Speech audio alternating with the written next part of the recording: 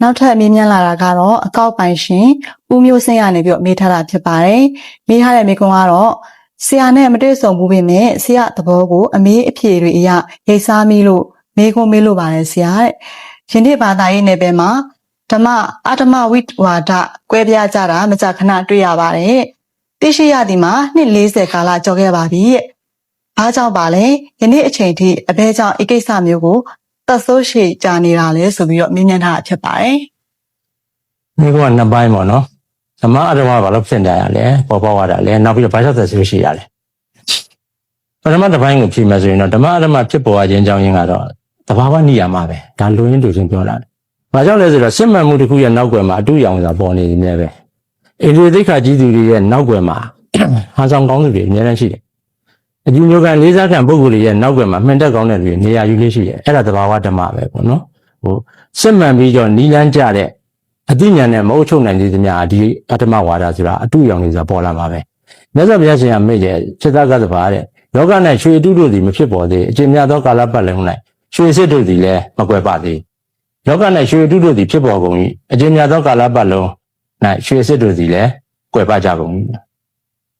ဒါအတူရောင်ပေါ်လာတဲ့ဟာအဲ့ဒါကိုအရှင်မဂ္ဂသဘကလည်းပထမသင်္ကန်းတေမကနီးမှာယဟန်တွေကိုမိတ်တယ်ယဟန်တို့တဲ့ဒီသာသနာ့ဘတော်မှာလက်စီဆိုတဲ့မသူတော်တရားတွေမထွန်းကားမီလက်စီဆိုတဲ့သူတော်ကောင်းတရားတွေမဆုတ်ယုံမီပေါ့အင်အားမကောင်းမီပေါ့မကောင်းတဲ့ပုဂ္ဂိုလ်တွေအင်အားမကောင်းမီအတ္တမဝါဒတွေအင်အားမကောင်းမီဓမ္မဝါဒတွေအင်အားမလျော့မီတို့သင်္ကာယနာတင်ကြစို့လို့ပြောတာအဲ့ဒါဘာလဲဆိုစစ်မှန်သောနီးလန်းကြတဲ့အသိဉာဏ်တွေကိုလောက်ရဒါပေမဲ့ပေါ်နေမှာပဲအစစ်ရှိရင်အတူပေါ်နေမှာပဲအဲ့ဒါလောကသဘာဝလို့မှတ်ပေးပါဘာကြောင့်အတ္တမဝါဒတွေရှိနေနောက်တစ်ခုကဘာကြောင့်သက်ဆိုးရှည်နေတာလဲအဲ့ဒါတော့ဥပမာဥပမေယလေးနဲ့ပြောကြတယ်အဲ့ဒါဘာလဲလို့ဆိုတော့ဥပမာပေါ့ဗျာနော်လောကမှာစိလိတောက်တာဟာအန္တရာယ်ရှိတယ်ဆိုတာအသိဉာဏ်ရှိတဲ့ဉာဏ်သိတယ်ဘာဖြစ်လို့စိလိတောက်ခြင်းတွေသက်ဆိုးရှင်နေတယ်လဲအကြောင်းတစ်ချက်ရှိတယ်တစ်စိလိမဖြတ်နိုင်တဲ့စိလိဆွဲနေတဲ့ပုဂ္ဂိုလ်တွေရှိနေတယ်ဒုတိယချက်ကဝိသမလောဘသားတွေရှိနေတယ်သူစီးပွားရေးဖြစ်ရင်ပြီးရောပေါ့အယတမနဲ့ထုံနည်းကြတာပေါ့ဗျာအယကျန်တဲ့ပုဂ္ဂိုလ်တွေဘာပဲဖြစ်ဖြစ်သူကသူဘာယောဂပဲဖြစ်ဖြစ်ပေါ့နော်အဲ့ဒီနှစ်ချက်ပေါ့အဲ့ဒီထဲမှာတစ်ချက်ထပ်ပြီးပေါင်းခြင်းထည့်ပြခြင်းအဲ့ဒါဘာလဲလို့ဆိုတော့စိလိတောက်ခြင်းသည်ကျမ်းမာရေးကိုထိခိုက်နိုင်ပါသည်လို့ဆိုတဲ့ဩ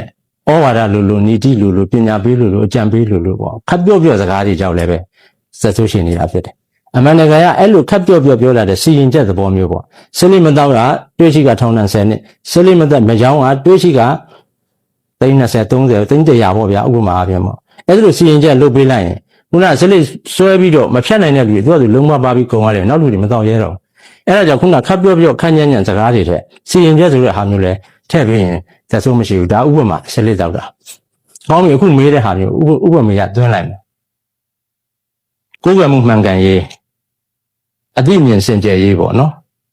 နောက်ဗ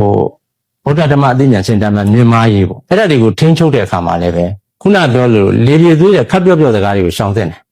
ဘလို့ခပ်ပြော့စကားတွေလဲဆိုဤရာတို့သည်ထေရဝါဒပိဋကတော်၌မပါရှိပါဒါခပ်ပြော့တာဤရာတို့သည်သာသနာ့ဘအယူဆများသာဖြစ်ပါသည်သူကလှုပ်ရှားလေးလှုပ်နေနတ်တွေကင်မှုဟိုဟာကြီးလှုပ်ချင်တုံနေမှာပေါ့နော်နောက်တစ်ခါမြတ်စွာဘုရားရှင်ကကိုယ်သာဖို့လေအတ္တယတရောနာတော့ကို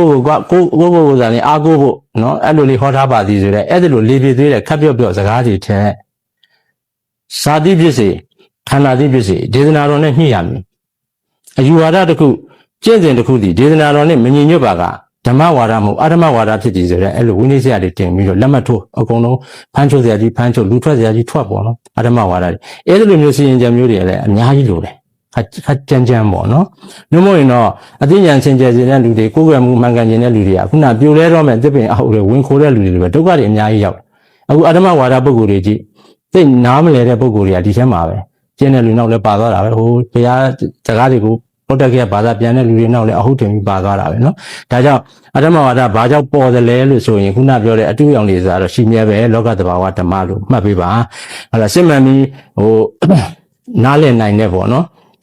အမြင်မှန်တဲ့အဲ့လိုအသိဉာဏ်တွေနဲ့ဆုံးဖြတ်ပေးပါနောက်သက်ဆိုးရှည်ရခြင်းအကြောင်းရင်းကတော့ခုနပြောတဲ့ခပ်ပြော့နော်လေပြေသေးစကားတွေတဲ့စီရင်ချက်လိုသဘောမျိုးဝိနည်းစရာလိုသဘောမျိုးဟာမျိုးတွေနိုင်ငံတော်အစိုးရနဲ့ကောသာသနာပိုင်တွေကောဒါကိုပေါင်းပြီးညှိနှိုင်းပြီးလုပ်ရင်အဓမ္မဝါဒသက်ဆိုးမရှိပါဘူးဒါလိုရင်းဖြစ်ပြရတယ်နော်ဒါလောက်ဟုတ်ကဲ့ပါဆရာအခုလိုမျိုးဖြေကြားပေးခဲ့တဲ့အတွက် online ကနေပြီးတော့မေးမြန်းလာတဲ့ဓမ္မမိတ်ဆွေတွေအနေနဲ့လည်းကျဉ်းတဲ့တက်လိုက်မယ်လို့ယုံကြည်ပါတယ်ဆရာ အခုလိုမျိုး online ဓမ္မအမေဒီညာကဏ္ဍမှာပါဝင်ပြီးတော့ဖြေကြားပေးခဲ့တဲ့အတွက်ဆရာကိုလည်းတမီးတို့ရဲ့ Educate Channel ကနေပြီးတော့အထူးပဲကျေးဇူးတင်ရှိပါတယ်ဆရာ ကျွန်တော်လည်းအထူးကျေးဇူးတင်ပါတယ်